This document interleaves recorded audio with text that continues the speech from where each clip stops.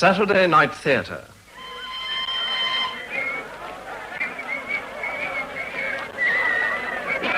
Don't forget the grocery list, Owen. Sure. Make it a date, sir. Don't forget. So long, Georgie. Bye. Bye, sir. Who was that? What is this grocery list? Don't you know? That was Major Owen Evans. He only happens to be the son of the new Minister of Munitions. Well, cut yourself a slice of cake, Major.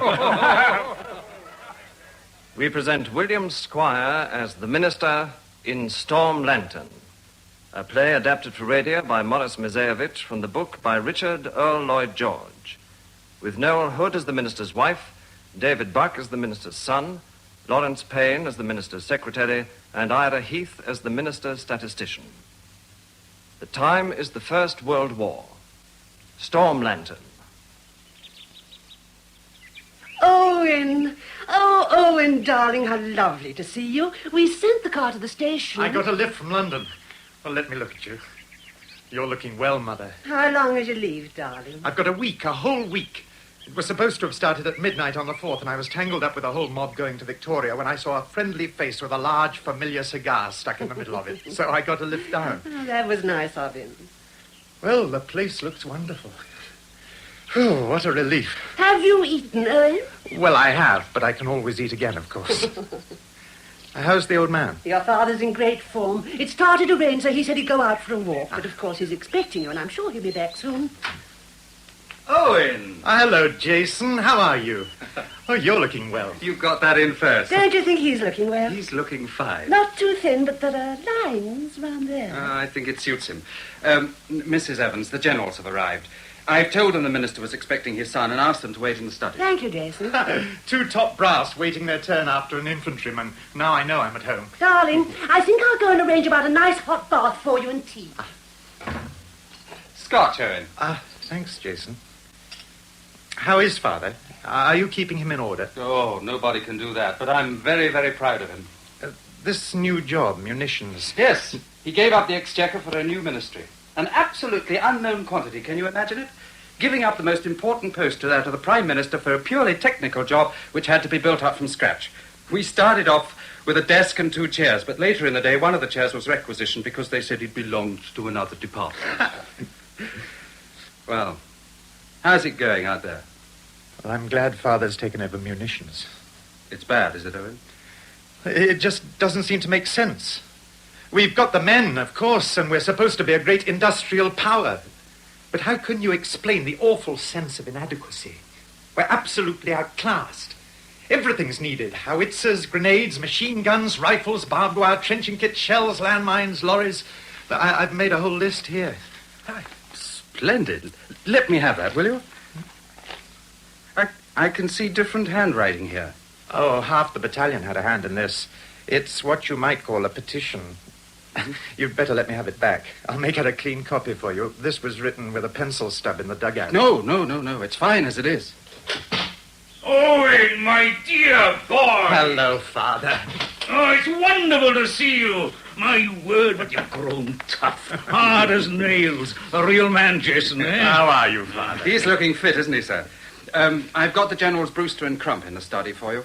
I've told them you'll be able to see them later on. Later, Jason, later.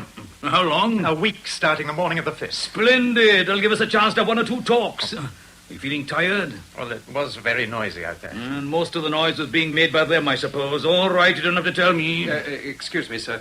A special branch man to see you too, sir. I've told him to wait. For the moment, perhaps you'd kindly leave us, Jason. Yes, sir. Well, what's up, Father? Is it really difficult? And there are 2 wars, my boy. And as far as I'm concerned, the principal one is here in Whitehall. General Red Hot Brewster. They get promoted not on merit, but on a basis of senility, seniority. Like cheese, the older they are, the higher. That's Brewster. Crump. Well, Brewster promoted Crump as his second in command. It's been the most ridiculous appointment since Caligula made his horse a proconsul. What seems to be the trouble? All the good generals in the past never had enough equipment. They're always complaining about shortage of armament and troops. Our generals are different. They tell me they don't need any more equipment. But do they believe this themselves? Can they possibly believe it? No, but the suggestion originally came from me, a civilian. What an insufferable nerve. What business is it of mine, anyway? The job of government is to provide the war, isn't it? Do you mean to say that they actually refuse equipment? Can you imagine it, Owen? It's like a soldier refusing a free sample in a maison tolerée. Excuse me. You mean you can actually supply this stuff and they won't have it? It's absolutely terrifying. I have to think up schemes to outwit them into accepting more equipment. Oh, but leave this to me. I can handle them. I'll be praying for you, Father. Oh, excuse me, sir, but Mr. Owen's bath is now ready, and Mrs. Evans says she will have tea for him as soon as he's had it. Hello, Jessie. Oh, welcome home, sir. Thank you, Jessie. I think you'd better go, my boy. Don't worry about what we've been discussing. In fact, I think I got a bit of news that might cheer you up. Good news? I think so.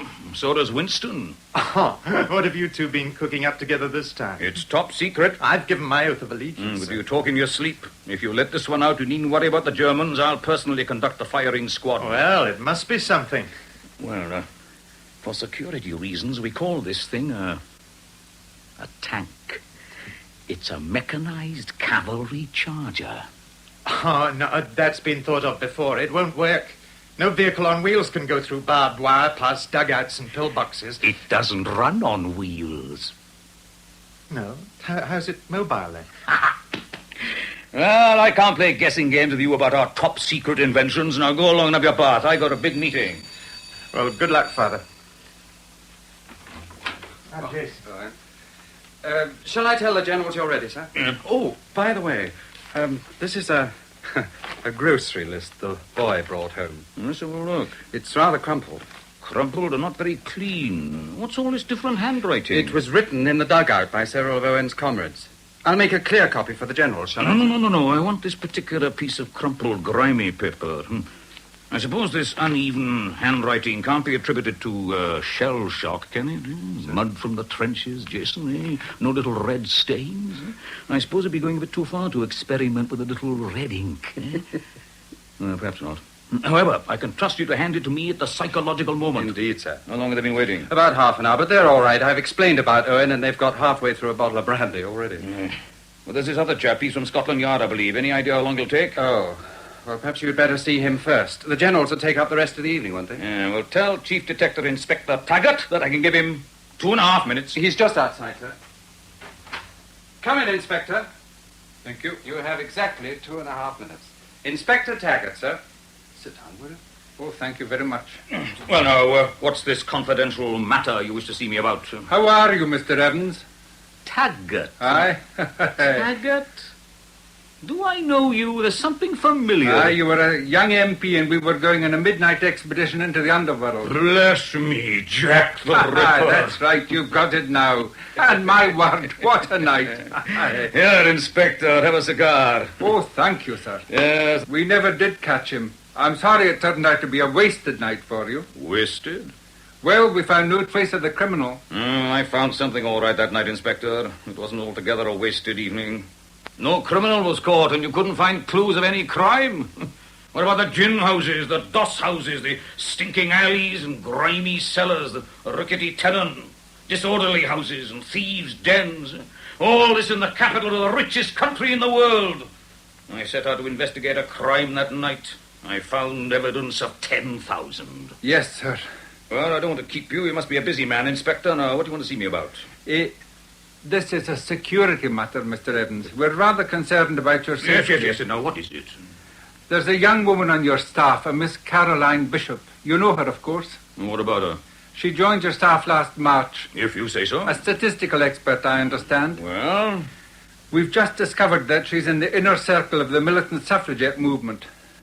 Caroline? Yes. Now, I don't have to tell you, Mr. Evans, what happened to you in the past. You'll dismiss the girl, won't you? It's dangerous to have her here where she can take a pot shot whenever the mood's on her. Well, we'll see what a little finesse can do in this situation. A woman is a highly susceptible organism, Taggart.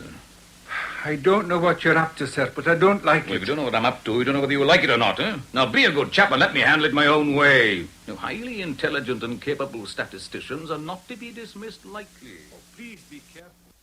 Capable statisticians are not to be dismissed lightly. Oh, please be careful, sir. Yes, it was very friendly of you to call, Inspector. Oh, good day to you, Inspector. Thank you very much, Mr. Jason? Sir. Before you call these chaps in, have I got my production charts? They're in your desk, Minister. Ah, yes, thank you. Now, two things. That little bit of paper. Do I hand it to you, or does Owen? Owen, brief him. Sir. Now, Jason, tactics. This is a crucial meeting. I'm going to use everything I know to break through their stonewalling tactics. Now, what have you found out? Brewster. Brewster. Nothing in his private life, no vices, no financial involvements. But there is one small thing of interest. Do you know he's afraid of spiders? General Brewster? It may sound incredible, but he'd rather face a rhinoceros at full gallop than a spider. Interesting. All right, I'll try to remember. Now, you've got me the other material I asked for? Yes, I've put it on your desk. Brewster's second cousin married a man called Thomas Alfred Baverstock, who is a shareholder of Hamilton's The Small Arms People. And I've got the names of others. All right, fetch him in. Oh, I hate to use this sort of stuff, but heaven help us, what is there to do? I'm sure you're right, sir. Gentlemen, the minister will see you now. Yeah. Gentlemen, I'm sorry you were kept waiting. How do you do, Minister? How's your boy? Major in the infantry, isn't he? Splendid, sir. Sit down, gentlemen, sit down. Oh, there you go. Now then, I take it we've left our revolvers in the cloakroom. Yes, I've talked it over with my colleague, Minister. We're quite ready to settle our differences and start a fresh page. After all, there's teamwork called for. If we all pull together, we'll knock Jerry for 6 feet. Down. That's it. Yes, I don't have to remind you, Minister, that we have our boys at the front, too. There's no need to make any protest about that, General. We would like to speak very plainly, however. Splendid. Now, you've got some figures about equipment, Minister. Now, before you start firing the matter, say, let me give you just one statistic that we've computed while we were waiting for you in the study where you made us so very comfortable. Very good. Between us, General Brewster and I have 67 years of military experience. What my colleague means to say is that we, too, have worked out certain figures of our requirements. Yes, you see, you must consider, Minister, the question of mobility. Now, in the old days, troops were strengthened with great quantities of protective armor, and armies vied with each other in providing heavier and heavier armor for their soldiers. And in the end, this defeated the whole purpose of defense by slowing down maneuverability. Now, gentlemen, I'm not dismissing mobility, maneuverability, and general agility. I don't want to bog you down with unnecessary material, but surely this is not a proposal to equip your cavalry with 15th century armor. Gentlemen, this has become an engineer's war. All our national genius for inventiveness and organization in the machine age is at your disposal. More than 600 industrial firms have agreed to turn out weapons. Yes, but here is the raw material of victory, gentlemen, and we offer it to you to hammer into practical military shape. But who are these firms, Minister? What do they understand about producing weapons? They're the top men in the country. Hard-headed manufacturers of commodities ranging from locomotives to sewing machines. Yes, but they've had no experience producing arms, Minister. We're professional soldiers. We must know that our weapons are up to standard. Yeah. We can't equip our fighting men with machine guns produced by sewing machine specialists. This war isn't a sewing circle, you know, eh? Minister, you must appreciate that it is only a selected number of industrial firms who have had the experience to produce weapons to the required standard. Yes. I have a list here. Now, these are old traditional firms whose experience goes back some 200 years. But, General, they made javelins then. If I needed pikes and bows and arrows, I'd be delighted to place an order for them with these fuddy-duddies. What's going on? A favored firm policy? Is there any nasty nepotism going on between the War Office and these ancient armorers? If there is, I'll get to the bottom of it. Sir, are you suggesting... No. I'm not accusing anybody, but every situation which encourages the favored firm's policy spews out its opportunists, its adventurers, and practitioners of corruption. Go, look here, David Ben. I've been accused of this sort of thing myself, and through very ugly experience, I've learned how these things function and create misunderstanding. I'm only telling you all this to explain the dangers of a favored firm policy. It creates jealousy, and jealousy is the father and mother of scandalmongering. When it rains, gentlemen, when the heavens open, we all get wet. I think you're exaggerating the danger of this, Minister. Trust my experience, General. You're in my territory now.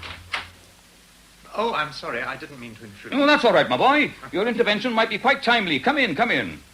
Gentlemen, I'd like you to meet my son, Owen. General Brewster, Lieutenant General Crump. Now, sit down, my boy. My son was in the tropics when war broke out, and he traveled 3,000 or 4,000 miles to fight in your war, General. I know your reason well, young man. They're a credit to us. He's just come back from the front on leave, and by pure coincidence, he was telling me about the sense of insecurity he felt about German shell fire. Well, it's just that we feel we'd like to chuck just as much of the stuff back at them. When Owen heard that I'd been made Minister for Arms Production, his comrades made up a little grocery list. Am I right, Owen? Grocery list? Oh, you yes, don't happen to have it on you, my boy, do you? Let me see, Father. Keys, lighter. Let's see the dresses. No, that's not it there. Ah, there it is. Yes, I've got it, Father. There you are. Ah, yes, it's all that different handwriting. I suppose most of your comrades had a hand in this. Yes. Some of this is almost undecipherable. They were written in the front line, weren't they? Yes. The word howitzers is written with a very shaky handwriting. Jackson was suffering from a bit of shell shock, I'm afraid. Now, what are we going to do about this gentleman, This crumpled bit of paper, grimy from the mud of the trenches, written with a stub of pencil on a soldier's knee by the light of a guttering candle. Look for yourself. Quite, yes, sir. Yes. I shall deal with it. No. Don't file it.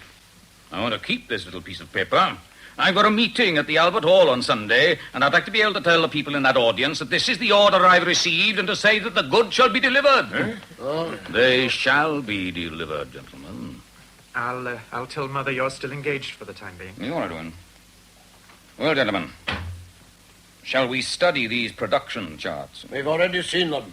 How many machine guns do you think you need for each battalion, Brewster? 4 as a maximum. I've marked 16. Now, do you seriously think that this is going to hinder your strategy? No, don't tell me. Before you present me with any arguments, I think I ought to give you the benefit of one piece of strategy that I have acquired in my experience. Now, draw closer, gentlemen. Closer, please. What's it? Now, this is what I want to tell you. You're doing this all wrong. Don't you see, if you put in an order for more equipment than I can supply you with, you can always blame me for your defeat. What? I'm telling you something that you can use against me.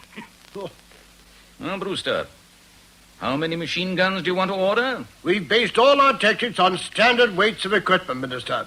4. When you march, General, go forward, for God's sake. Yes, we just don't trust those other firms. Do we trust them, Crump? For No, God's we don't. sake, man, you heard my son say we need more shells. Shells that may explode in our own trenches? Exactly.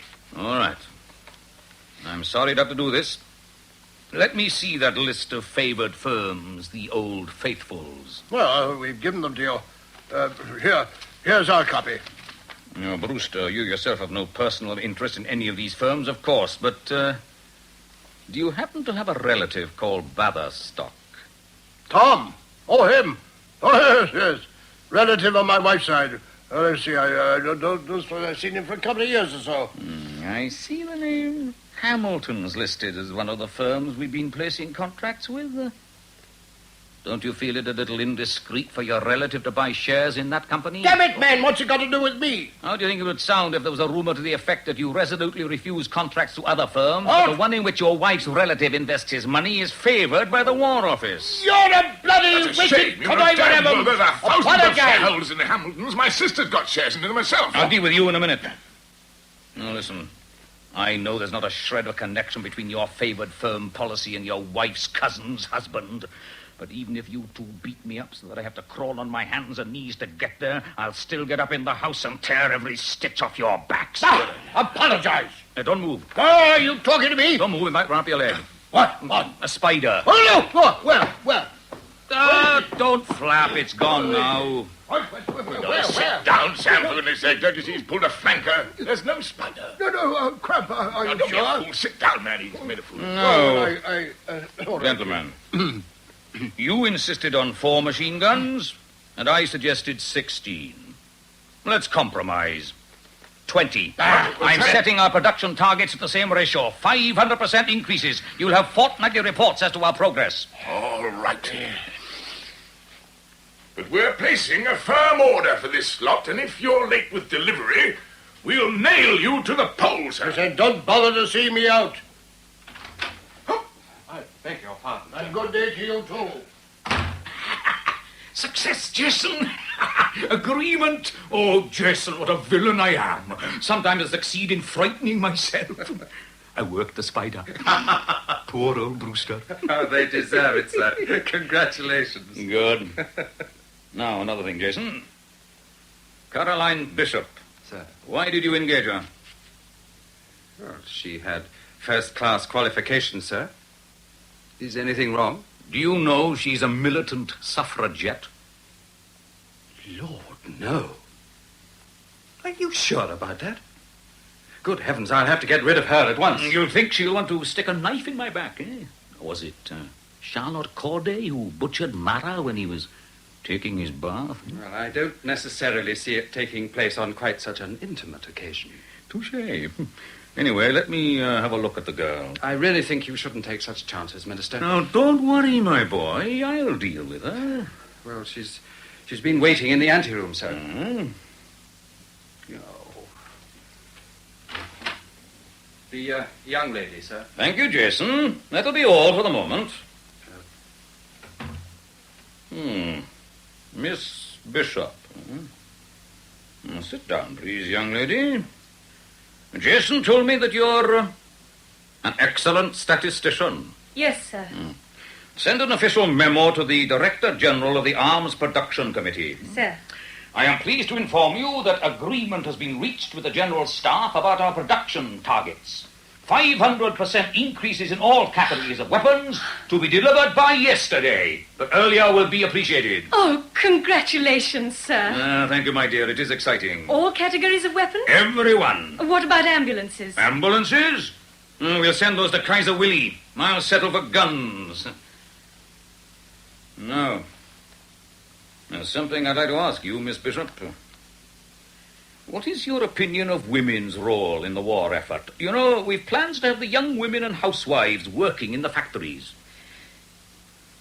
Do you really want to know what I think? I think it's a very fine mess you men have got us all into. And now, I suppose, we're being asked to show our appreciation and loyalty by doing work that we've never been trained to do for wages far below what would be paid to the men. And afterwards, when we've helped to get you out of this mess, we'll be bundled back into the kitchen and the nursery and told that we're not really fitted to have a voice in our future and the future of our children. And then the whole thing will start all over again. No, my dear, you'll see that it will not be the same. You know, last week I visited the old village where I was brought up. I wandered through the woods familiar to my boyhood.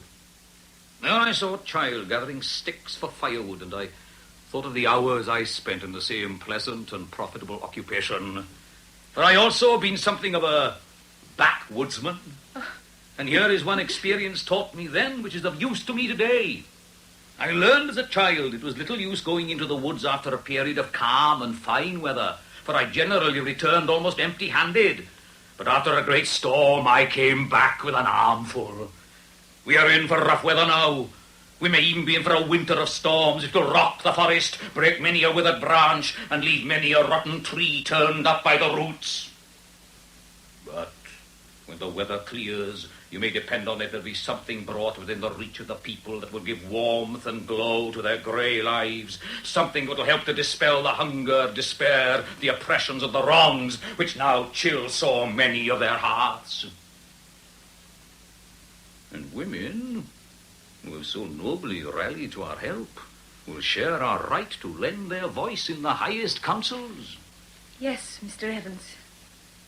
And when women have the franchise, when that golden day breaks, I only hope that they will not lose their taste for wearing a pretty petticoat.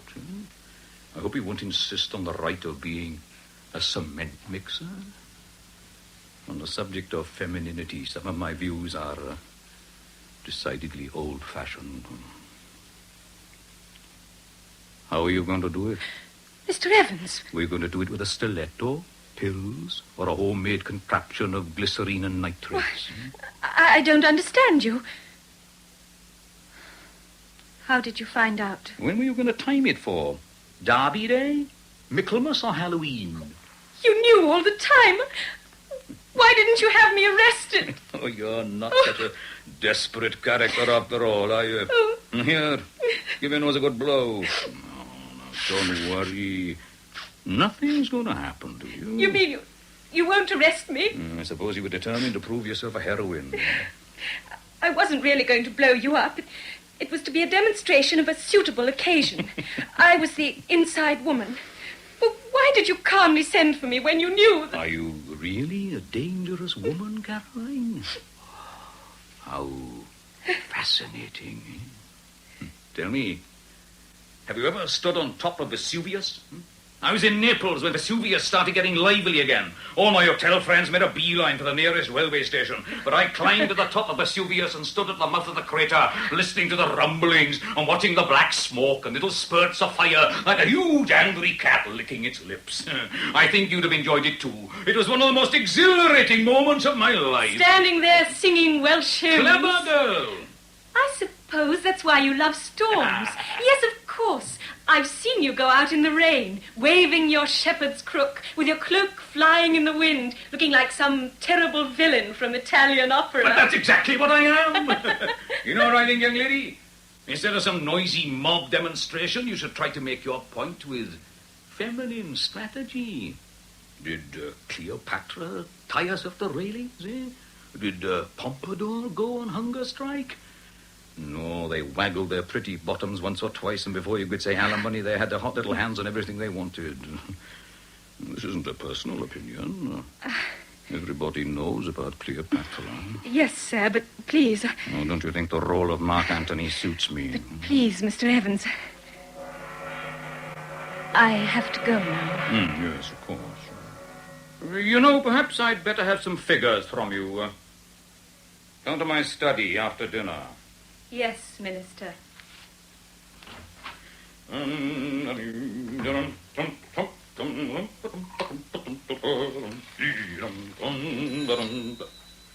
Hello, Morgan Evans here.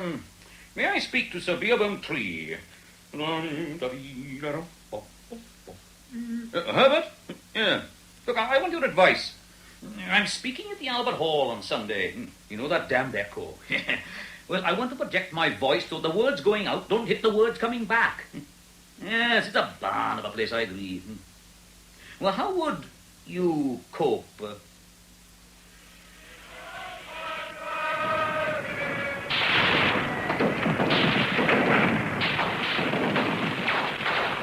Hey, what do you know? This is all our stuff. Hey, Owen! What have we got here?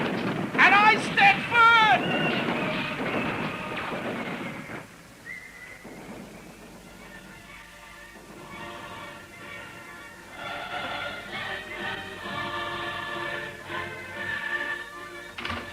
Sir! Yes, Jason. We've had the phone call. Just this minute. Yes? It's all over, sir. The campaign worked. Oh, I knew it. News from the palace is that the PM's resignation was handed in early this morning. Thank God. At last my hands are free. I had to do it. You know I had to do it. Yes, Jason. that's true. You're the only man for the job. You mean that? I swear it. You had to do it. I didn't do it alone, you know. No, I had tremendous allies. I think I can say we're all entirely disinterested. The proof is that they were from every party, right, left, and centre. We had to form a united front. Fleet Street, that's where the power is. Friends in Fleet Street. Yeah, but you know, it's easier to get rid of a prime minister than a general in wartime. That's a lesson we mustn't forget. The real work is before us. Well, I suppose I shall get a summons to the palace any time now. I'm afraid I have some bad news for you, too. What is it? A newspaper man has got hold of the story of your affair with Caroline Bishop. Oh, damn and blast! Oh, never mind, it's not serious. Nobody will dare attack me now. I know, but this newspaper man is stupid. He's a Welsh Anglican, and his editor is a Welsh Anglican. Oh, heaven help us, what am I to do? By the way, who is Caroline Bishop? You must remember, sir. Last year. Oh, yes. The suffragette. Goodness, I took all the ginger out of her crusade, didn't I? Yes, you're right, it's no laughing matter. Did I tell you that story about my feud with the Anglican bishop? One night our party planned a counterblast and I appeared on the platform and the chairman introduced me. He said, "We all know that the Bishop of St. Asaph is the greatest liar in creation. But thank goodness, yes, we have in Mr. Morgan Evans a match for him tonight." These Anglicans. What are we going to do? Who is this writer? I thought it best to let you see him, have a personal word. He's just arrived. How much can he prove? Well, I don't suppose he can actually produce a photograph of you in bed with her. That's it, brutal but true. Well, I had a word with him, and he's certainly got some proof. Enough to write a piece, anyway. Do you think he would really dare do this to me at the present time? Oh, don't forget, sir, there's a whole army of VIPs in your own party, in the Tories, among the Labour backbenchers, who would be delighted to see you embarrassed, to say nothing of the General Staff. Scandal brought down Parnell, Dilk. You haven't forgotten. No, what a curious world we live in. Here am I, the foster son of a shoemaker, who is about to become this country's war leader. I could only have achieved this on the simple grounds that I'm the only person fitted for this job. But because I relax after an 18-hour spell of work with a little slap and tickle in my study, social foundations tremble. The journalist, sir. He's 36, pompous, self-righteous, and a bit of a fool. He works for one of the Cardiff dailies. He seems to be flattered to be summoned to see you, but he won't easily be shaken. 36. And if he's a reporter and able to travel from Cardiff, he's able-bodied, isn't he? What does the army have to say these days about an able-bodied young man of 36, Jason? Yes, sir. I didn't think of that. No, we'll have to do this very carefully. We'll have to cope with it with the hot and cold technique. You'll do the threatening, I'll do the bribing. I've got to be the hero, of course. All right. All right, that's one. Now tell me as soon as there's any news from the palace. What else? The generals are here, sir. Crump's brought his plans for the offensive. Yes, now what's my opinion about that? Well, I think it's a crackpot scheme, but then, of course, I'm only an amateur. Why do you say that? Well, he wants to attack through a reclaimed swamp. And in August, at the time when there's been regular monsoon weather for the last 30 years. He says that summer is the best time for an army to attack, and we're supposed to have the advantage of surprise by attacking through a reclaimed swamp. I mean, if you think it a crackpot scheme, then the Germans will probably think so too.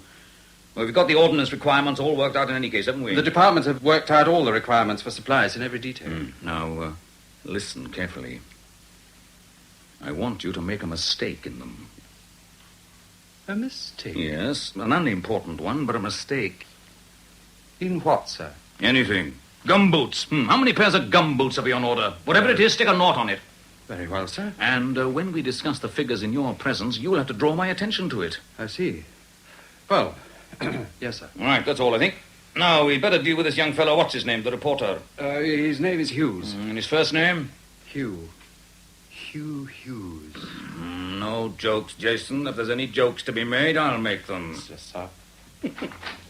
Morgan, you know you have these visitors again, the generals. Shall I give them a meal, or are you going to be busy with them? Oh, Catherine. I'd like to have a chat, my dear.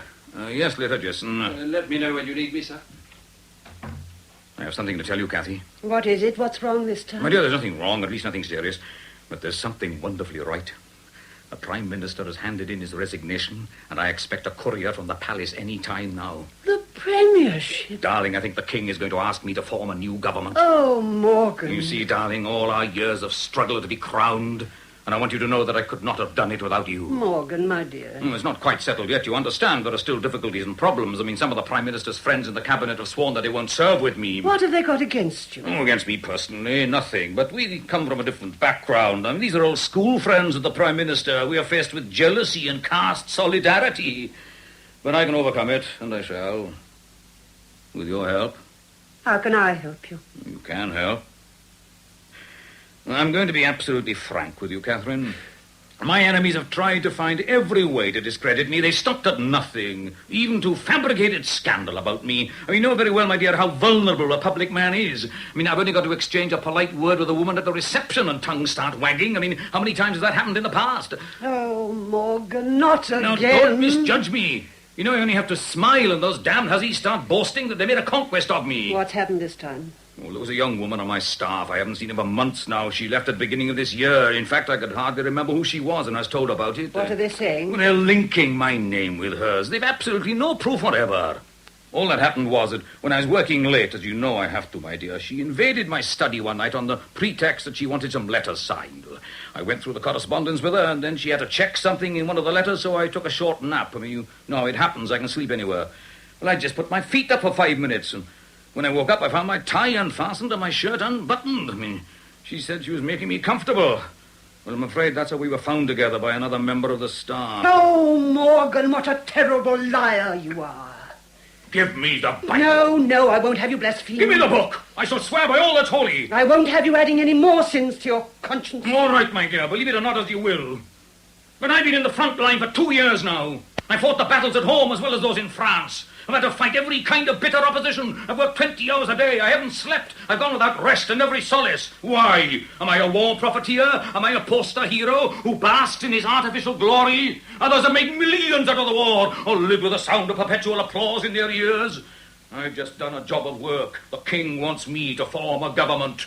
Am I doing this for ambition? Was it ambition that prompted me to give up the chancellorship for a new unknown ministry and involve myself in technicalities for which I had to go to school all over again? But I willingly made this sacrifice, and I ask as my right for sacrifices from you. Yes, my dear, sacrifice your pride, stifle your jealousy, forget that I'm a husband, and remember that I'm a pilot trying to navigate a storm never before experienced in the history of our country. You don't have to make speeches to me, Morgan. Spare me your eloquence. I'll do what I must for Owen's sake. He's told me what we owe to you. Oh, my dear. What is it you wish me to do? Well, nothing, almost nothing. Well, there's a young man waiting for me in the study. After I've interviewed him for a few minutes, all I want you to do is to come in with a tray of coffee. No. No, Morgan. Please. Don't touch me.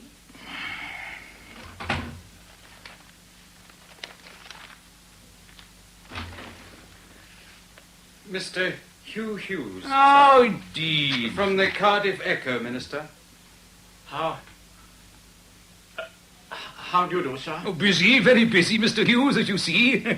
We have to keep the pipelines flowing, don't we? Still, I always have time for my friends from the press. What can I do for you? No, don't go, Jason.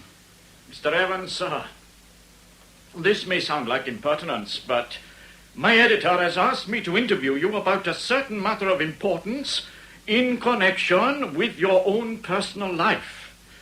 My editor feels that in these days particularly, our leadership shall give an example of righteousness and uprightness. So many of us forget today, when our physical well-being is in danger, that it is our immortal soul which is important.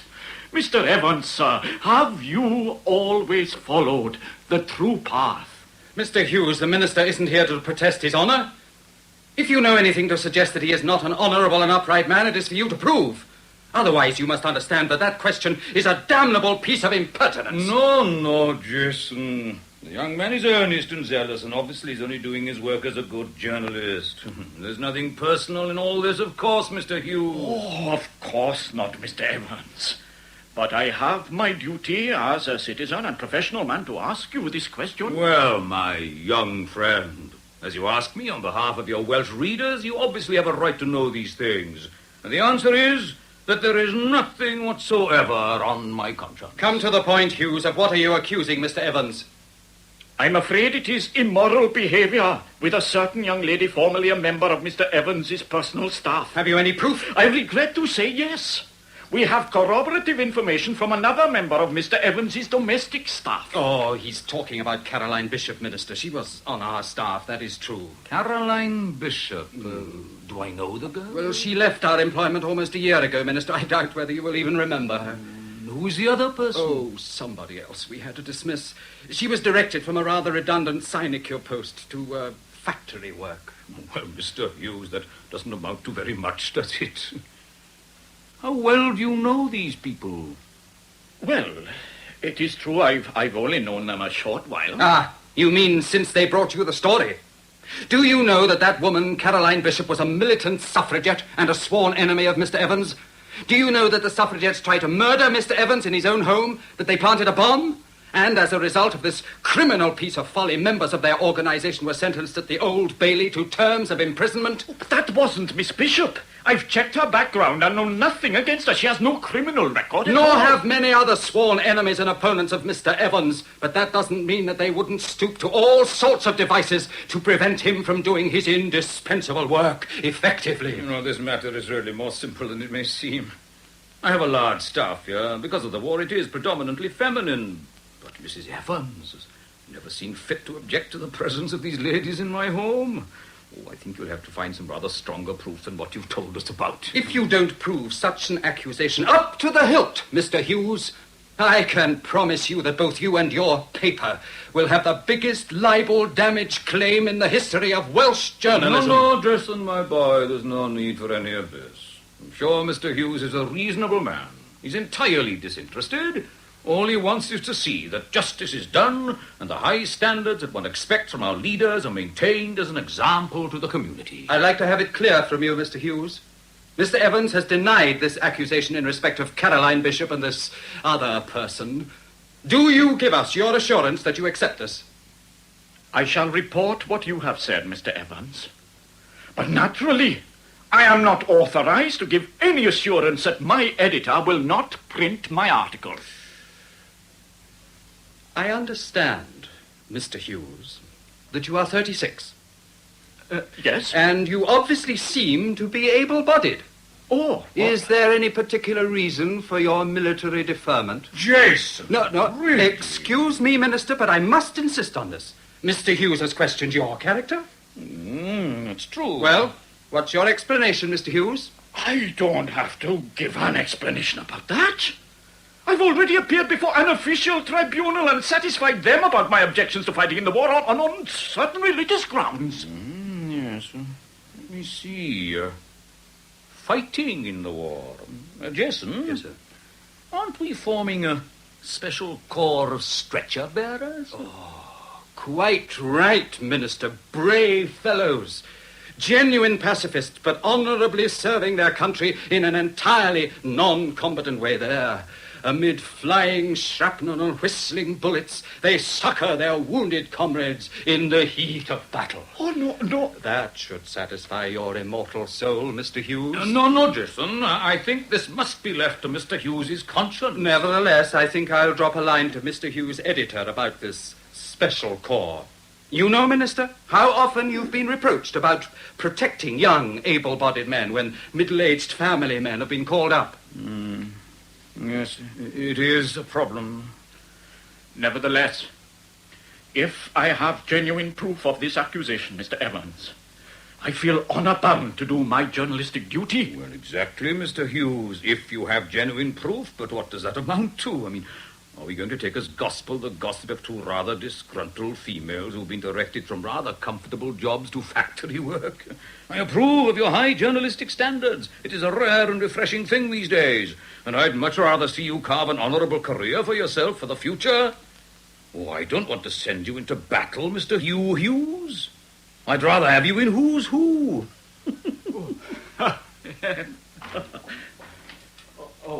Ma'am? Oh, please don't get up. I am sure you would like a hot drink after your long journey, Mr. Hughes. Oh, that's very thoughtful of you, my dear. Thank you, Ma'am. I'll leave you, gentlemen. No, Kathy, my dear, don't leave. I'd like you to stay and meet Mr. Hughes. He's from Cardiff. Oh, really? We have many friends there, Mr. Hughes. We always welcome our friends when they're in foreign parts. Mr. Hughes has asked me a rather personal question, Catherine. It's in connection with a young lady who was on my staff about a year ago. Do you remember her? A Caroline Bishop. No, I don't. I'm afraid I know nothing about her. But Mr. Hughes seems to think that I do. Well, come along, Mr. Hughes. You had a certain accusation to make about this young lady. Well, would you kindly repeat it?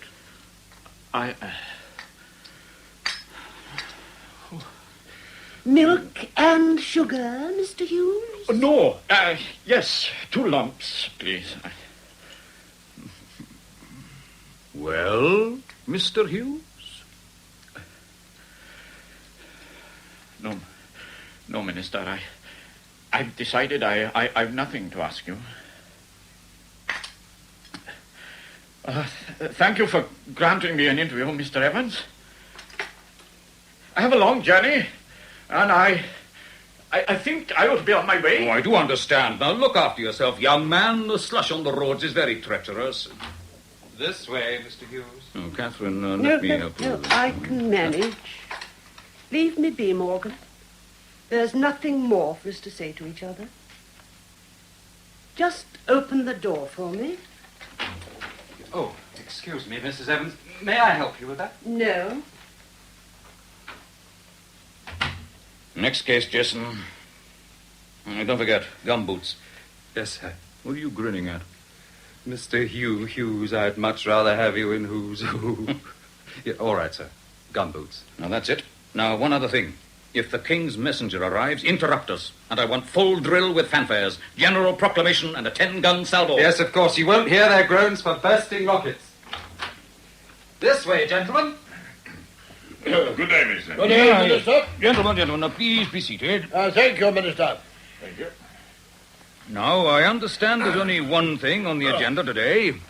Crump's offensive project. It's about time we had your approval of that, Minister. Well, I've given you the guns, so now you're anxious to use them on me. We've got to get out of the doldrums, Minister. This stalemate must end, or we'll be defeated by sheer boredom. Yes. Well, I must tell you frankly, gentlemen, that I'm skeptical about our capacity to launch an offensive.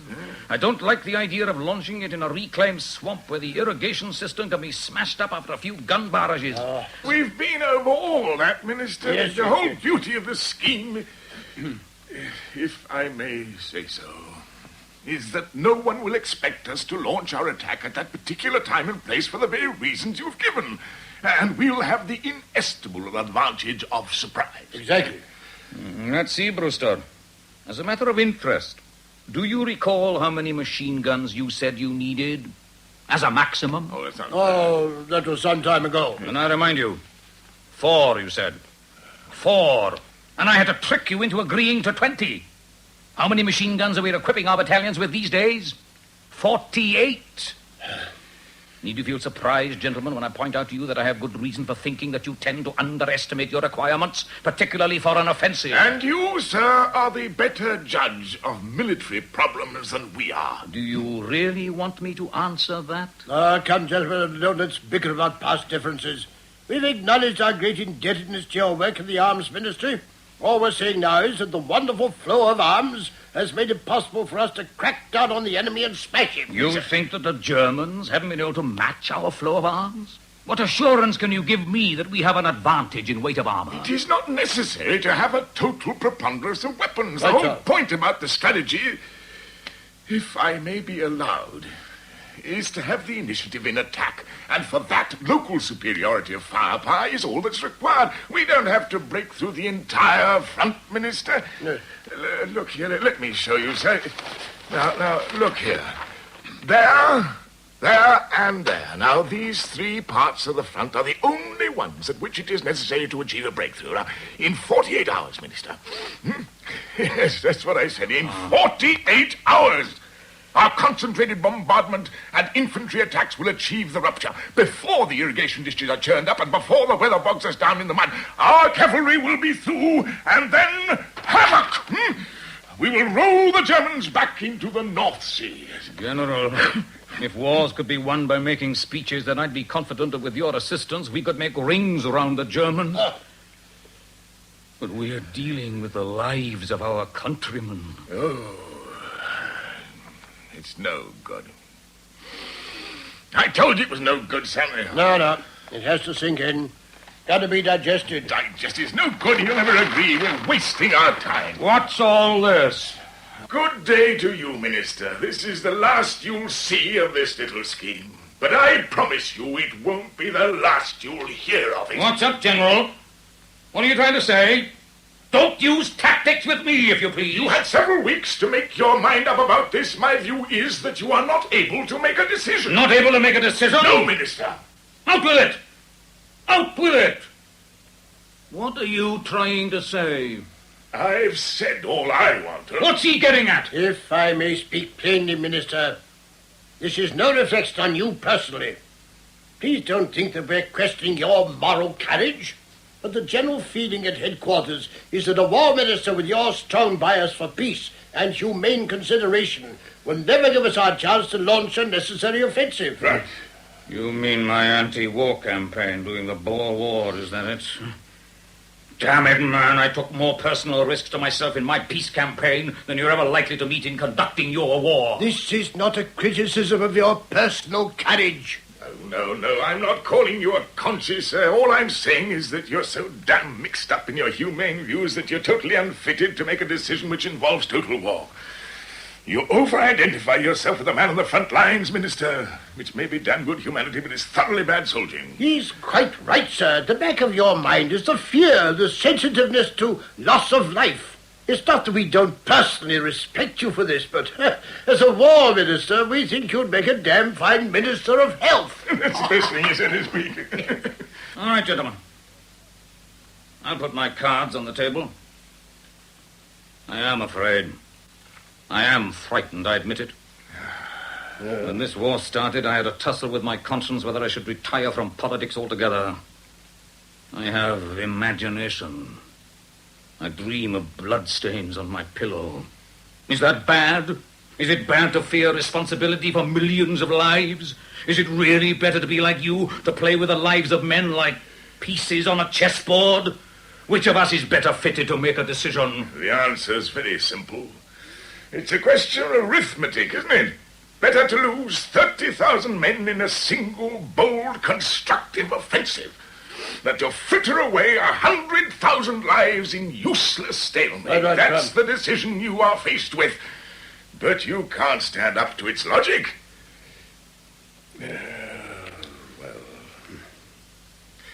Well, there it is, Minister. I don't think there's any further point in staying. 30,000 men. Is that your estimate of our losses? It's not merely my estimate, Minister. 30,000. 3 divisions given a ration, more or less. These are the pieces. And for that, a complete breakthrough. A couple of pawns for a queen, to use your comparison. There's no need to search your heart any longer in these circumstances. We've consulted every expert, Minister, every field technician. You give me your word that your statisticians are entirely in accord with this? Absolutely. I'll get the files. Let's see the figures. I want everything. All the reports, every computation. Certainly. I have the papers here. Now, Jason, I want the ordnance and logistics file for General Crump's operation. Yes, sir. Here you are, Minister. Yes. It's all very neat, very reassuring. I want to make one final appeal to you. For the sake of our men at the front, for the sake of their wives and mothers, I put to you for the last time.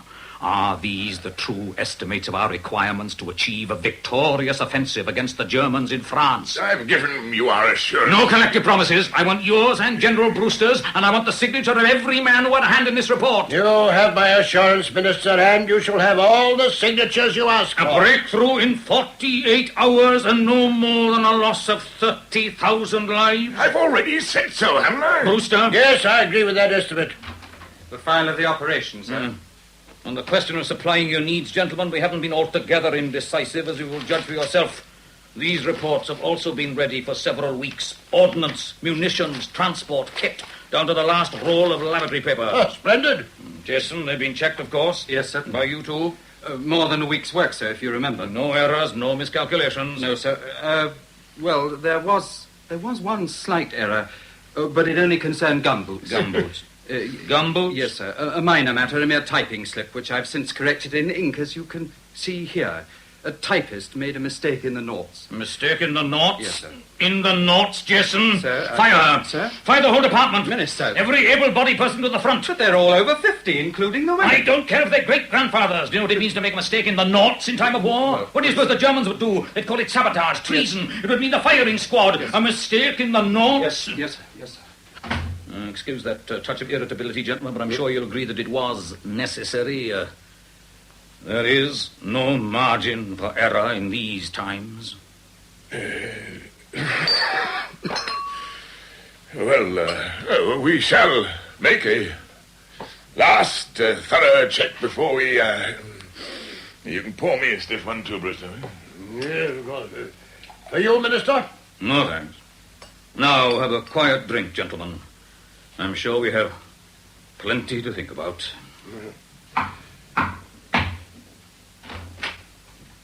I am compelled to interrupt you, Minister. Something important? Sir, will you be attendant on the King's messenger, if you please? Mr. Franklin Brown, courier of His Majesty. Gentlemen. Come in, sir. I am pleased to receive you. Mr. Morgan Evans, His Majesty has ordered me to hand to you this personal document and requested me to await your answer. At once.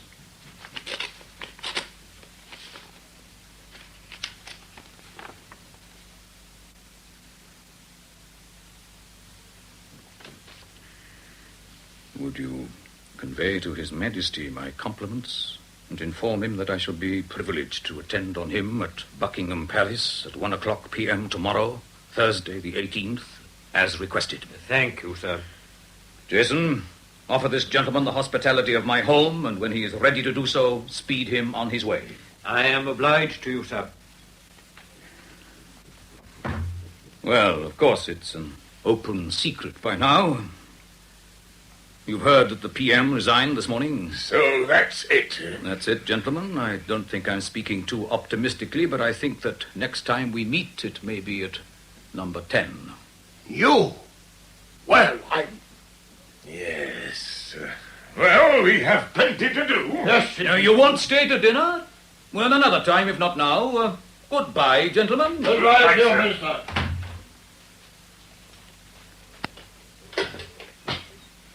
Owen! A drink on this. I've just heard that little reception. Our congratulations in order. How does it feel to be the son of a prime minister at a time when history with a capital H is being made? Well, it's impossible to appreciate or believe that it's really taking place. Yes. Thanks. Better days. Better days. Do you remember when we lived at number 11? I think so. I was an engineer working at Tilbury in those days, remember? I do. I used to come back to Downing Street in my working clothes. And one day I was just turning up from Westminster Underground when I was confronted by a barrier of police. The whole of the traffic was held up because of some VIP do. I tried to get past, but the cops wouldn't let me through. But I'm Owen Morgan Evans, the son of the Chancellor. I live at number 11. And I'm Mary Pickford, said the cop. It was no use. No one would believe me. After a while, I began to doubt it myself. I always doubted. I'm the son of a village shoemaker. I'm told that this humility is no good. Power, high office should be ruthless, confident. What do you think? But it's only those frightened of power who are fitted for it. I suppose we ought to celebrate. After Thursday, that is. Yes, you ought to invite do one or that. two people. Yes, of course. Quiet at home, but a small circle of select friends. James Barry. Melba? Yes, of course. I suppose I could accompany her on the piano. And that lovely dancer they're all raving about. What's her name? Pavlova. Yes, and Dan Leno for the fun of it. And Beerbohm Tree. Do you like power, Father? A little. No, a lot. But it frightens me, too. And that's good. I'll go and tell Mother. Or would you rather tell her yourself? You can tell her. But pretend that I don't know that you told her. She'd like to hear it from us both. Put your feet up while I go and tell her.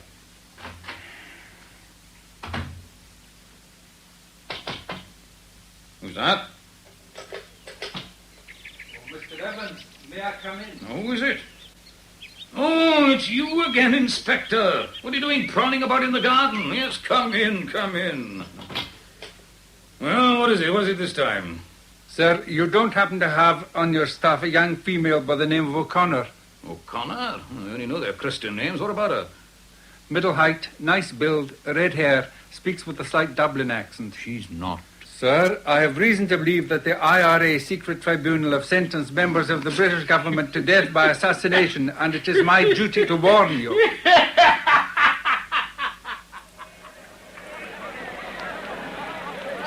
Janie, I'm here! Oh! Oh, you're a brick to mix with this mob here. I could have met you at Scott's. Oh, I couldn't wait.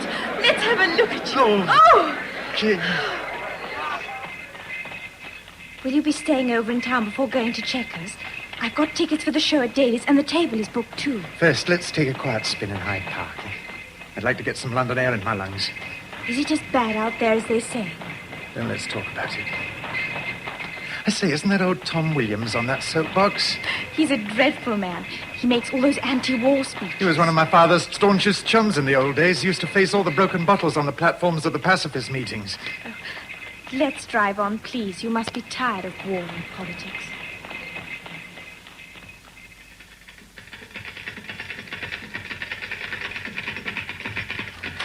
Hello there. Jason? Owen! Where is everybody? Well, your mother has gone for a short rest to Wales. We hadn't heard about your leave before she left. How are you? Where's the old man? Well, he's having a short leave, too. Whilst mother's away. What's going on? Where is he? Oh, he's here, but I don't think it's possible to disturb him. Upstairs? Just take it easy. Now, you can't make any rules about a man like your father. He's got to be a law unto himself. A fine bloody homecoming! Owen, sit down. Now, there's no point in wearing yourself out over this sort of thing. I'm not preaching. I'm just plain damn frightened. Does he know what's going on out there, the bloody mess we're in? Of course he does. Much better than you do. Well, then it makes it mucking worse. That's all I can say. Mucking worse. Listen. The old man's got everything under control. Everything. He's been working 20 hours a day. He's not a machine. He's got to relax in his own way. How long has he been on leave? 2 nights and a day. I suppose the traffic on the staircase has been worse than bloody Piccadilly. He can handle it. He's as strong as a buffalo, Owen, and you know it. He's seeing Crump in a little while. He's due to arrive at any time, and I can promise you this. He'll be ready for him. This is the crisis. You say he's as strong as a buffalo. But a time will come when even his strength will pack in. These 40-hour jags of his would half kill a normal man. It's frightening. Forget your blind love of the man and see it straight. I wanted to see him, to talk to him. I've been making up my mind what to say. You know what the men call it? Crump's flypaper strategy. We're up to our eyes in it, stuck there in the mud. Sitting bloody clay pigeons for everything Jerry can throw at us. Why don't they put a stop to it? We've been fighting 50 days and we've advanced 2 miles. At this rate, it'll take us 60 years to get to Berlin. We know all about that. Your father's been to France. He's seen everything. He's been everywhere. Talked to privates in the line as well as the French General Staff. There's nothing he hasn't done. Has he got rid of Crump? That butcher's cost us the lives of hundreds of thousands of men. A year ago, I told Father to get rid of him. Don't you suppose he knows about Crump? Don't you know that he's fought everybody in the cabinet about getting rid of him? Everybody. They're all scared stiff that it would bring down the government and lead to a military junta. The press are behind Crump. Even the old man can't sack the whole of Fleet Street. And Crump's even got friends in the palace. How does one get rid of a soldier hero in wartime? What's your formula for that? Why, in God's name, are the press behind Crump? Don't they know what's going on? Are they blind? Are there no war correspondents? Crump has told them we're killing more Germans Crump than and his phony statistics. What's happened? Has he been able to arrange an exchange of chartered accountants with the Hun? How can anyone believe such bloody lies? Don't you see? They want to be blind. They have to be. This has got to be a victory. We can't admit all these sacrifices have been in vain. Well, that's it then. To maintain the bloody myth of General Crump, our boys have to drown in the mud, get butchered on the barbed wire by the thousand every hour on the hour. Owen. I swear to you, the old man's doing everything humanly possible to put an end to it. Crump has been summoned here. There's going to be a battle royal. I don't know what your father has up his sleeve, but I know it's bound to be one of his masterstrokes. Don't take any notice of this interlude upstairs. He'll give General Crump the fight of his life. Yes, if he has any strength left. Well, this is fine. Wonderful. I'm famished. Jason, meat, ring for Jesse. Yes. Give me a good rare beef steak. Owen, my boy, another leave. Splendid. Take your coat off, Father. Good. Your jacket, take it off. I want to prove something to you. Sit down. Now, give me your hand. You're going to put my hand down this time, eh? Well, maybe. 3 years in the fighting services may well have put snap in your braces. Jason? Sir? Crump arrived yet? Not yet, sir. That's it, my boy. Press on. I want to see him directly he arrives. Yes, sir. Messages, phone calls? Northcliffe phoned, sir. I told him you were resting. Oh, a grip of iron the boy's got. Infantry life, eh, son? But your strategy isn't much good, no. You never make your all-out effort at once, whilst I'm fresh. I've never been beaten at this yet. Winston was champion of the cabinet, but I was champion of the house. Old John Burns, the docker, used to wrestle like a bear. Never did him any good. Oh, Jessie, the master wants a good meal. Quickly, he's hungry. Yes, sir. What will you have, Mr. Evans? Now, let's see. One infantry general, well grilled, and a couple of ripe cavalry colonels, rare for entree. As for pudding, how about you, my dear? Yes, sir. I mean, no. I mean, I'll get you something. What did Northcliffe want, Jason? I told him you couldn't come to the phone, and he said, all right, you'll do. Just give him a message from me. Say that I heard he's been trying to interfere in strategy. If there's any more of it, I'll break him. Damned insolence. The king of Fleet Street. Crump runs to him every time he's in trouble. Now, Owen, my boy, would you like to try again? Like a rock. Like a damned ruddy rock. Aye. Anyone waiting for me? Tom Richards is in the library. Oh, Tom. Wonderful. I thought he was in jail. Well, if you remember, sir, you told Tom when he was put in jail for his anti-war speeches that you hoped when he came out he'd have breakfast with you. I said that? Yes, sir. Well, there you are, then. Put out an extra plate. Got you, Owen. I think I've pulled a muscle. Oh, it's a trick. No one can be as strong as that. How did I do it, then? I think it's the way you hold your arm at an angle. Mm-hmm. Yeah, yes, that's it. So that the harder I press, the more firmly I push your elbow against the desk. The old cantilever principle. Good boy, you spotted it. See, they always tire themselves out after a while, and then I make my counterattack. You seen Crump? What about a bit of psychology there? Put his hand down. Challenge him to a duel across the desk with his jackets off. What do you make of that, Jason? If they stay around me long enough, some of it wears off on them, doesn't it? I'm going to take my bath. Stay for a while, my boy. Your mother isn't here at present. You're not feeling lonely, Father? Would it surprise you to know that I always feel lonely without your mother in the house?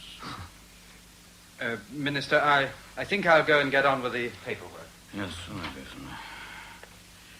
Well, Owen, I don't have to ask how you are. You've given me the toughest contest since old Dr. Burns. Are you going to get rid of Crump? That's my contribution to the war effort, my boy. But can you, with Northcliffe, with the palace? I got rid of Brewster, didn't I? Yes.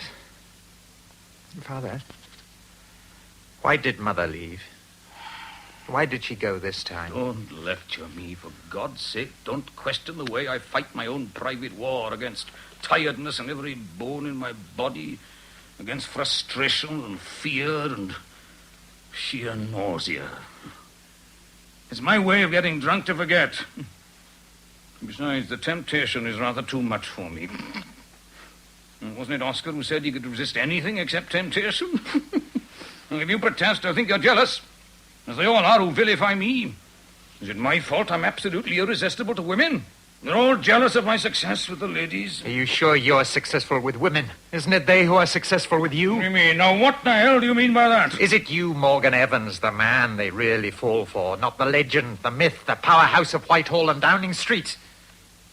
How long can you carry on like this? How much can your physique stand? 5 years? 10? It'll see me through for what I have to do to help win the war. And afterwards? It'll all be in the melting pot by then. You'll be needed. All your experience and guile and drive and imagination. Every man must fight his own private war with himself in his own way, Owen. That's what we have to do. We always have to fight on two fronts. On two fronts. Father, you look all in. Huh? You're not worried about me? I'm going to have my bath. Yes. Sorry. How are you feeling, sir? Oh, I'm all right. What's on your mind? Well, come on, let's have it. What trouble's been brewing whilst I've been away? What's the latest crisis? Yes? Oh, good afternoon, sir. Just a moment, please. It's you know who. Hello? Oh, it's you. Yes, I'm offering you the post. No? Not good enough, eh? All right, I know it's a junior job. What can you expect? They're all dead against any sort of job for you. What? Look, if you take that cigar out of your mouth for a couple of minutes, I'll be able to hear. Oh, all right. What about the Ministry of Armaments? Will that satisfy you?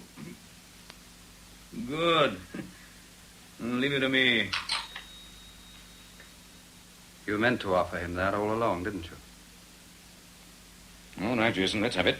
What's been happening? Just list the danger spots. Sir, I don't know if you're fully aware of the extent of the opposition to having our friend here back in the government. After the Dardanelles... Don't give me history lessons. I'd remind you that you've canvassed every member of the government. A coalition, sir, that includes all parties, and even your staunchest friends oppose the appointment. And within the last day or two, more than 100 members have put questions on the order paper. The Albert Hall has been hired for a mass meeting of protest. Dozens of others are being organized all over the country. The generals and the admirals are also dead against it, sir. Dead against it. Now I know I must be right. Finally, sir. Finally? May I contribute my view to this? I don't see how I can possibly stop you. Besides, everyone else has. Well, may I say this then, sir? There's no one in the government who could possibly challenge your leadership. But if he joins the cabinet in your old job, armaments, you'll have a dangerous rival. I know that. Well, then, sir, if you know all that, then, for heaven's sake, why? For a very old-fashioned reason, but one for which I don't propose to apologize. He's a friend who's proved his friendship and loyalty to me.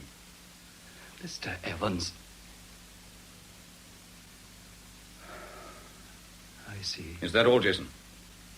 Yes. I suppose that is all. Oh, the general has arrived, sir. Good. Show him in. Sir. Now, what is it? I've known you for more than 10 years. And I realize that I've never really understood you. Till now. May I take your hand? How do you do, Jason? Thank you, Mr. Evans. Thank you. General Crump, sir. Thank you.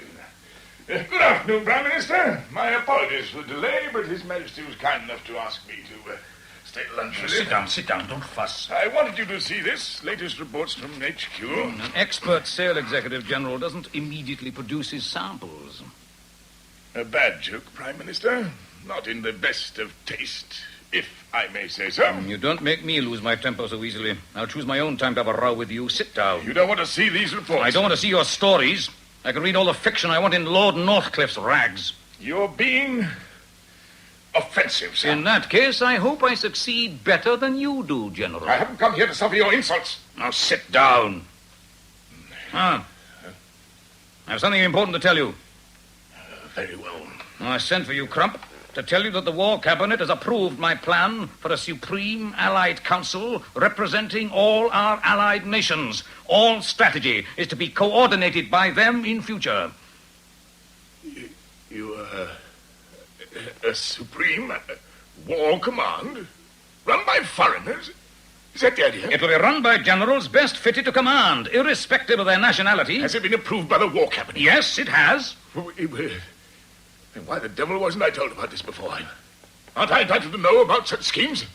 And why wasn't I invited to give my views to the Cabinet? You're not a member of the War Cabinet. This concerns me, my work, my campaign in France. You're not a member of the War Cabinet. You have deliberately gone behind my back, sir, and presented me with a fait accompli. That's typical, my goodness, typical of what I've had to put up with. A supreme command created over my head without my knowledge, without a chance to give my views. You're not a member of the War Cabinet. So that's it, sir, yes. You think you can build a pontoon over me and bypass all my efforts? That's well put. That's very well put, General. And where does this leave me, do you think? I'm supposed to be head of the armed forces of the Empire. Are British fighting men to be at the mercy of foreigners and their schemes? If there's anything you seriously disagree with in the Supreme Allied planning, you have the right to appeal to the British government. To you? Fat will have helped be to me. I am the elected constitutional head, General. No, I will not put up with it. I demand a right to sit on this council myself. Well, that's possible. You agree to that? Then I don't want it. Oh, yes, I see it all now. If I go and sit on the Allied Council, you'll appoint a new field commander, and he'll have the real authorities. And your approval to reject my strategy. If I remain in the field, then those damn frog-eaters will clamp down on everything I want to do. Yes, that's it, isn't it? You create a special military House of Lords to kick me upstairs into it. If I won't go, you'll give them the real authority. It's diabolical, that's what it is, sir. Diabolical. You're a schemer. Well, I won't stand for it. You may not be aware, but there are still one or two people who have confidence in me, sir. Two can play at this sort of game. Let me tell you this. At lunch today, the King said to me, Francis, he said, Francis, I was deeply moved by the press announcement of the latest success in the field. You dare threaten me? Threat, sir? I am merely reporting a private conversation about the latest communiques announced in the press. You think you can frighten me with your Fleet Street friends? How dare you? How dare you, I say, threaten the head of government? You'll find that I don't make idle threats. One of your friends from Fleet Street was good enough to warn me not to interfere in strategy. I'll show you how I deal with threats. Jason. Now, what will you do to my friends, eh? Will you fire him, create a Supreme Allied editorial board, I suppose, for delinquent newspaper editors, eh? Or do you really think that you can fight the very public opinion which you were good enough to explain was responsible for your appointment as Prime Minister? Sir. Got your notebook, Jason? Yes, sir. General, your friend from Fleet Street left a message telling me that if I don't watch out, he'll break me. Such insolence, I think you'll agree, needs to be punished. Your friend must be taught a lesson in future not to leave such messages. Jason, we won't be too severe this time. 6 of the best will suffice to impress the lesson. Send a memo to the Ministry of Supply. I think we've discovered that we need quite a lot of wood pulp for the war effort. What does one need wood pulp for militarily? Cartridge paper, sir. Splendid. That will do splendidly. Devilish, For cartridge paper. Tell the Ministry of Supply to divert half the tonnage that goes to the paper mills to the Ordnance Department. The gentlemen of the press will have to do with rather smaller news sheets from now on. I think this may have the unfortunate effect of cutting down their profits from advertising revenue. How much do you think Lord Northcliffe would lose by this, General? 5 million a year? 10? No. An expensive message, wouldn't you say, Jason? Yes, sir. You were saying, General? Oh, all right. All right. You're strong enough to twist Northcliffe's arm, eh? You're head of the government. But I would remind you that we are a monarchy. You haven't heard the last word in all this. Oh, no, Prime Minister. I seem to recall that Cromwell was a Welshman. Prime Minister, How dare you threaten me with your palace intrigues? Why in God's name don't you use some of that strategy of yours to fight the Germans instead of the French General Staff and me? Do you think I'll be your Judas goat forever out there? 48 hours, you said. 48 hours and we'll break through the German lines and start rolling them back into the North Sea. That was more than 48 days ago. Where's your breakthrough? 30,000 men, you said. Less than 3 divisions will be sacrificed to achieve victory. We've lost 300,000 men so far, and we are still floundering in the mud. I remind you that 2 of the fighting men out there are my sons. A father is a tiger general. Victories, victories, lies, lies. Oh, you be careful. I warn you to speak softly and think carefully from now on. You still got your job. You're still a great soldier hero. I won't take the glitter off your Wellington boots. But remember what I tell you now. When you go to war, General, pick your enemies very carefully. Someone you have a chance of beating. Because I fight dirty. I never went to Eton. My game isn't cricket. I know a few holes and low tackles you never dreamed of. Now pick up those papers and leave. The interview is over. I'll send you the War Cabinet's new orders tonight. Damned upstart! Damned upstart!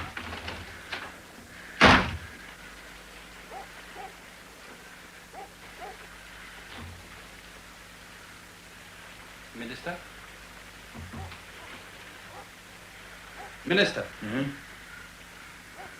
Oh, it's you, Jason. He's gone, sir. Please don't stand out in the garden in your slippers. It's wet.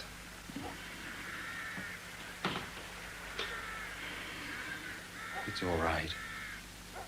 Just sit down and rest a moment. Must have been a tough meeting. Your meal is ready. Shall I arrange for a tray here? You're shivering. I'll fetch you a shawl, shall I? No. You mustn't let them see me like that. Look, Mr. Evans, old Tom Richards is waiting to see you. Now, why don't you have a drink with him for old lang syne, eh? He always had the trick of taking you out of yourself. I'll be all right in a little while, Jason. Well, if you don't feel like eating now, how about a snort, eh? Oh, you're a good fellow, Jason. I've cleared the decks. No more appointments at all for the rest of the day. I've stopped all incoming calls. After what you've been through today, there can't be anything important. How did it go? Crump looked as though he'd collided with a tank. I wanted to tell him, to explain what I'd seen out there. What happened to me out there. But I was afraid I might lose control. Misery. Grey hell with quicksand. The tattered, bleeding corpses on the barbed wire. Like bait on a hook. I said to the young soldier who was showing me the battlefield, "Good God, can it be true? Is it really like this?" And he said to me, "It's worse further along." It's worse further along.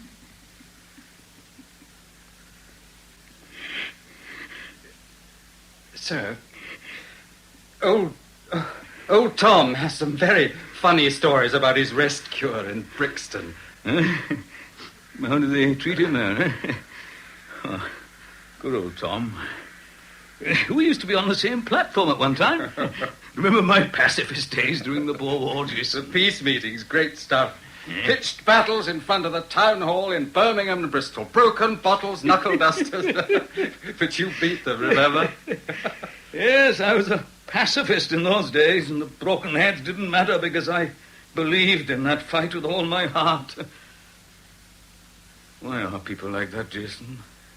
I wanted to save them. Bloodshed in a useless war. Them and their brothers and their sons. And they turned on me like wolves. If only I could be sure. You're sure, Jason, that it is a threat to our homeland, and not like the other one, for a share of empire loot. If only I could be certain. You see, Jason, there are always 2 conflicts, not one. Every man has to fight a war on two fronts, and the hardest enemy to defeat is the one you can't see. What's that? Sounds like gunfire. Another air raid on the coast, I should think. Yes, a raid, all right. Open the French windows, Jason. It's funny. All that gunfire, and the birds are still singing. I can hear them still in the rookery. Sir, I'd like to open the champagne. Champagne? You got champagne, have we? Yes. The French Premier sent us a case with his compliments after your last visit to France. Well, that's nice. That's nice of him. I'll open a bottle for you. Give it to old Tom. He's earned it, I think. They don't get very strong tea in Brixton, I'm told. And caviar from the Tsar of Russia. Ooh, that does sound formidable. For old Tom. Shall I tell him you will have dinner with him later? I'll prepare him for some blistering anti-war arguments. Splendid, isn't it, sir? Our French ally sends us champagne. Our Russian ally caviar. And we dine on them without pacifist. I'll tell Tom it will be war to the knife and fork between you. Fine. Fine.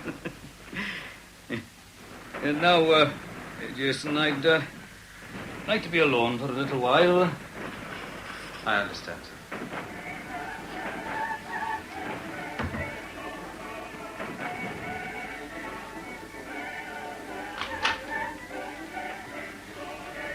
Father?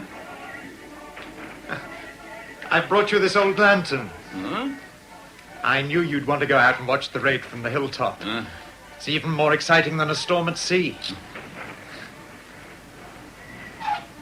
You writing to your mother tonight? Yes, probably. I'd write too, and it's been a bad black day, and she can always tell. Send her send her a message from me to cheer her up. It's been a bad day, Father. I've had a theoretic success against Crump. Erected a war command to bypass his authority. Slung a pontoon over his head. History will know me as some sort of committee juggler extraordinary, political chess grandmaster. But I know it doesn't always work. Trying to guide Crump from above is like backseat driving. He's still at the wheel. The murder will go on and on and on, until they've all had enough, and all been drunk and sated, sickened. And history will tell us it was a splendid victory, mine and his.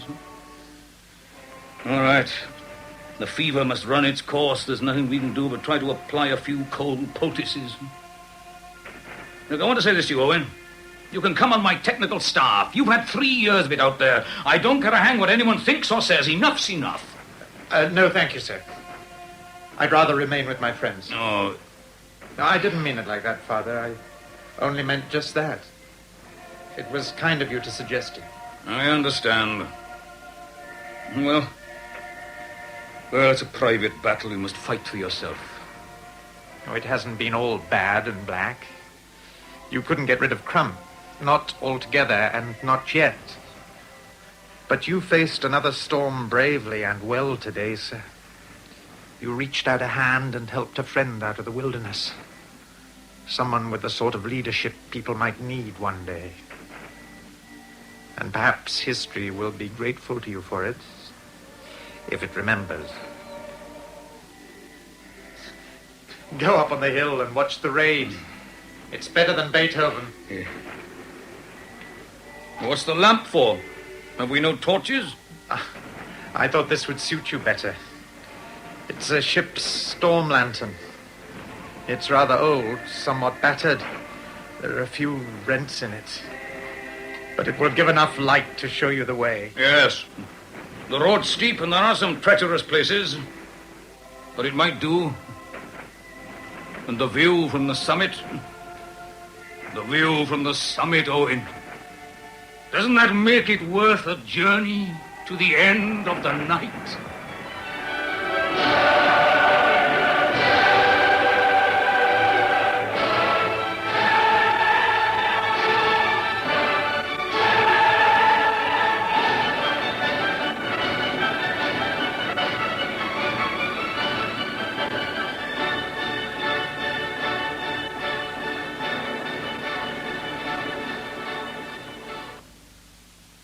In Storm Lantern, which was adapted for radio by Morris Mezeyevich from a book by Richard Earl Lloyd-George, the part of Morgan Evans was played by William Squire, Mrs. Evans, Noel Hood, and Owen Evans by David Buck. Jason was played by Lawrence Payne, Hugh Hughes by Hayden Jones, and Caroline Bishop by Ira Heath. General Brewster was played by Walter Fitzgerald and General Crump by John Justin. I'm just me, and you're just you. But somehow, that's everything we need.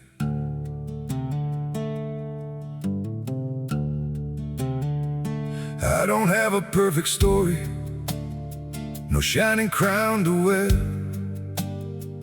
just a heart that keeps on choosing you in every prayer.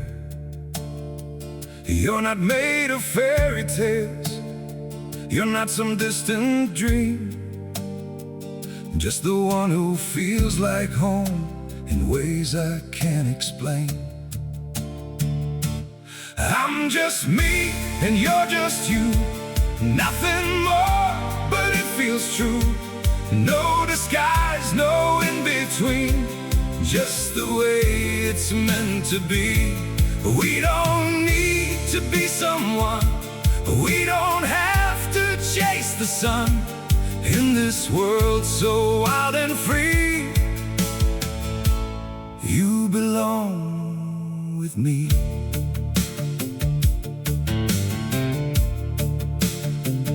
We're not written like a story people talk about for years, but in every quiet moment, you're the one I feel so near. I'm just me and you're just you, nothing more, but it feels true.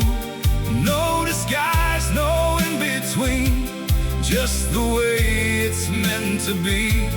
We don't need to be someone, we don't have to chase the sun. In this world so wild and free, you belong with me. Maybe we're not perfect, maybe we don't shine, but if you stay beside me, then everything is right. I'm just me and you're just you, still somehow we make it through every road and every sea, leads you back to me. We don't need the stars above, we already have enough. Simple hearts, one destiny, you're the one for me.